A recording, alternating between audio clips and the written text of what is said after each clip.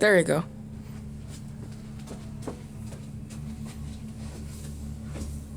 Hello, my name is Braylon Thomas, and I'm here with Kevin. What's going on?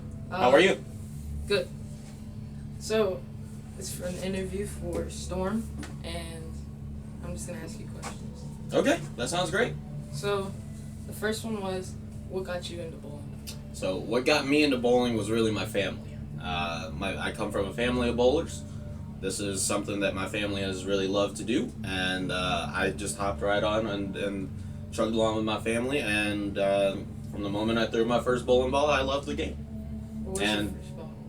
my very first ball was an 8-pound Brunswick T-Zone. It was the Black Sparkle. Pretty sweet. Do they still make those? Nope.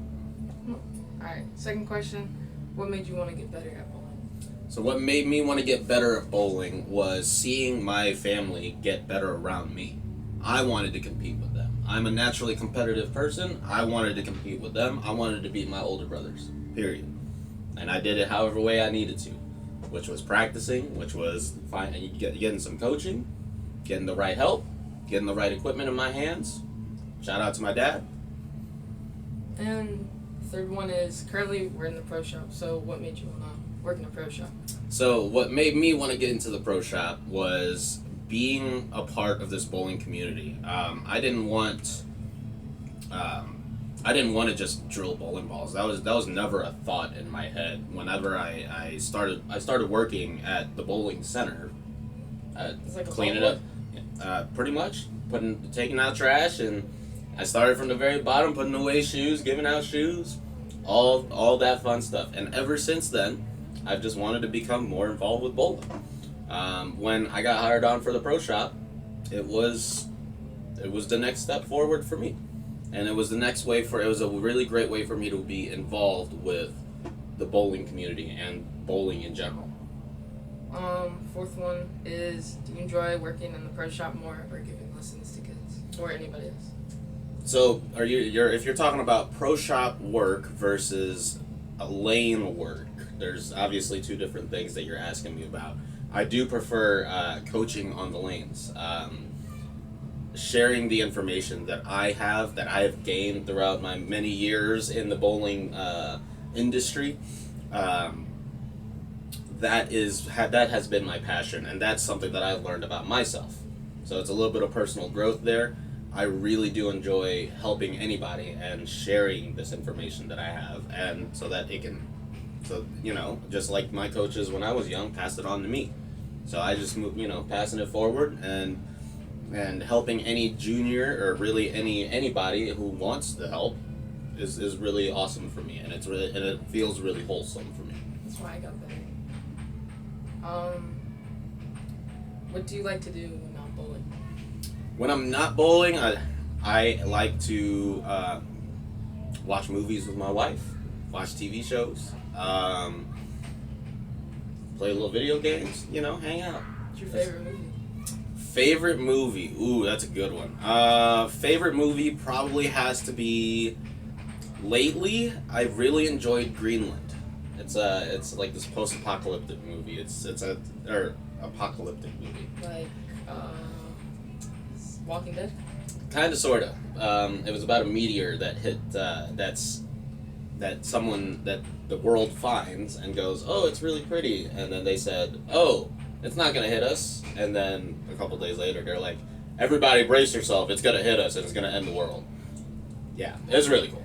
Anyway. Next one is, what is your favorite memory while bowling? Favorite memory while bowling? That has to be when I shot my one and only 800 so far. I shot 803 or 804, I actually don't remember now, but I ended up shooting the most consistent that I had. I shot 266, 267, something like that.